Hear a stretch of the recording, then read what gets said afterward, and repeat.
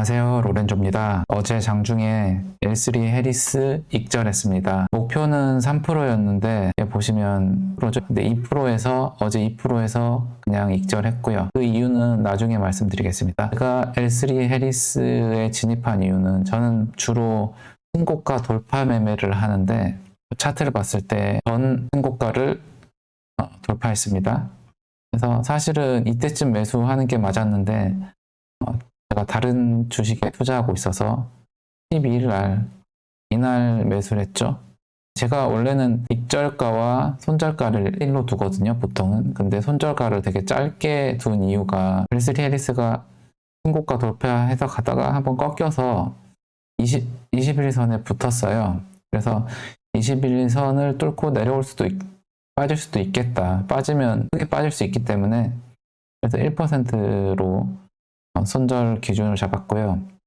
손절 기준이 짧다 보니까 익절도 원래는 제가 목표는 5% 정도는 가거든요. 근데 손익비를 최대한 그래도 맞추기 위해서 줄인 게 3%예요. 3%로 맞췄습니다. 근데 지금은 2%에서 매도했는데 그 이유는 다시 말씀드리겠습니다. 매매일지 먼저 말씀드리면 8월 12일 날 돌파 매매로 들어갔어요. 500만 원을 들어갔고, 그리고 어제 8월 20일 날 전액 500만 원을 매도했고 손익률은 2%, 그리고 금액은 수익금은 10만 원. 그래서 제가 12일 날 들어가서 20일 날 매도했으니까 약간 일주일 넘게 가지고 있었죠. 보통 제가 들어가서 매수해서 매도까지 추이를 보니까 2주 정도 걸리더라고요. 근데 이번 경우에는 한 일주일 정도밖에 안 갖고 있었죠. 그런 이유가 있습니다. 그리고 총 평가는 총 4개 들어갔죠. 6월 말부터 시작해서 지금 8월 중순인데 총 4개 들어가서 3개는 이겼고 하나는 비겼어요. 그래서 총 손익은 55만 원입니다. 그리고 제가 500만 원으로만 투자하고 있는 이유는 전 영상에서 말씀드렸지만 지금 베타 테스트 중이에요. 3개월 해보고 정말 승률이 괜찮고 높고 큰 돈을 투자해도 되겠다 싶었을 때는 원래 제가 투자하는 한 종목당 3천만 원을 투자할 생각이에요. 500만 원을 3천만 원으로 늘리고 최대 2종목, 그러니까 총 6천만 원으로 투자할 생각입니다. 만약에 제가 3천만 원으로 투자했다면 지금 손익이 50만 원이 아니고 6배니까 300만 원 정도, 좀 더 300만 원 이상이 됐었겠네요. 그렇습니다. 그리고 제가 2%에서 판 이유는 저번에 제가 체크리스트를 들어가기 전에 체크리스트 6개 중에 4개가 오케이면 들어가거든요. 그랬을 때 재료가 지금 L3 해리스가 방산 회사인데 우크라 전쟁에 투입 드론 정찰이라든지 야간 투지경이라든지 투입이 많이 되고 있어요. 근데 전쟁이 끝나면 재료가 소멸할 거란 말이죠. 그래서 제가 시나리오를 짠 거는 익절이 2% 전에 어쨌든 수익을 보고 있던 손실을 보고 있던 우크라 러시아 전쟁이 종료하는 뉴스가 나온다, 종료할 것 같다 하면 재료 소멸로 보고 그냥 매도할 예정이었어요. 근데 최근에 기사를 보면 트럼프랑 푸틴이랑 알래스카에서 회담을 했고, 그리고 또 최근에 트럼프, 우크라이나, 젤렌스키 그리고 유럽 정상들과 다시 회담을 했죠. 나토 가입은 안 되지만 안전보장은 약속하고, 그리고 2주 내 평화협정이 될지 안 될지 윤곽이 나온다라고 했어요. 사실 말이 좀 길어질 텐데 이것만 설명드릴게요.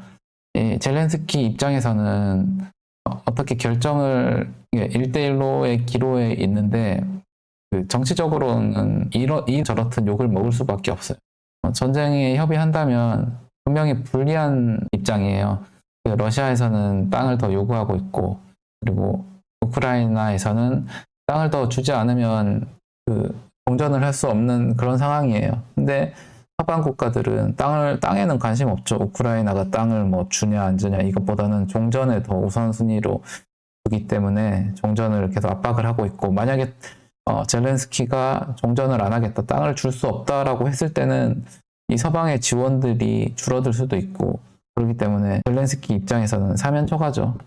그렇기 때문에 근데 어쨌든 이준의 윤곽이 드러나고 매일같이 뉴스가 나오고 있어요. 그런 와중에 이런 불확실성에서 투자하고 싶진 않았어요. 그걸 체크리스트에 이건 전쟁 종료의 시그널로 보고 지금 주가가 제가 목표한 3% 278, 9 이쯤까지 오지 않았지만 2%에서 매도했죠. 1% 더 먹자고 그런 도박 같은 그런 시나리오를 지키지 않는 일은 하고 싶지 않아서 뺐고 잘한 투자로 생각합니다. 그리고 요즘 장이 좋지 않아요. S&P 500 보면 기술주가 많이 떨어지고 있고 AMD 그리고 팔란티아를 중심으로 기술주들이 많이 M7 주들이 많이 빠지고 있어요. 지금 장이 끝나서 그런데 장중에는 완전 다 붉었어요. 최근에 보시면 원익으로 볼까요? 완전 빨갛죠. M7은 테크 뭐 아마존, 구글, 메타, 테슬라 M7 위주로 쭉 빠지고 있어요.